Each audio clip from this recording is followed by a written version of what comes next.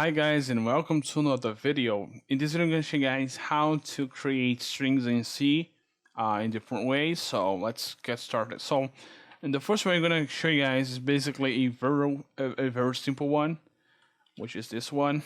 Let's call way one for the first way. Okay, the first way of strings in C. Let's call strings in C.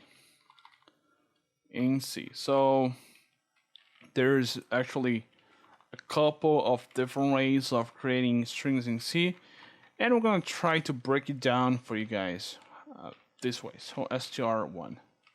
Okay, so if we execute this, you guys can see that we actually did create a string here this way. So this way we are not specifying the length of the string. It is just implied by the compiler. Another way, which is I would say a little bit more optimal, is to define the size and then write the string. The second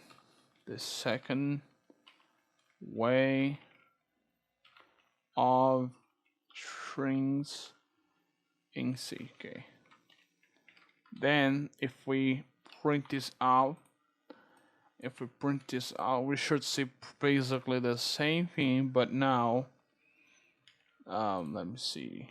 Okay, basically the same thing. Okay, these two are valid, but actually the length of this second string or char array, we know the size with the length. We don't need a function to get the length. So if you guys need to think this out actually.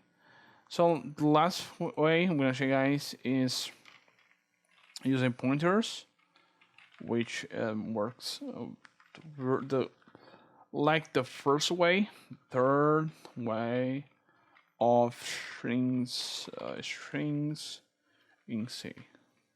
So these are basically the ways how you can create strings in C. We're gonna have to talk about strings a little bit more in this subsequent videos. So these are the ways. I recommend you guys using this second one or the third one, but the second one is better because you have to define the length, so it's a little bit more concise, I would say.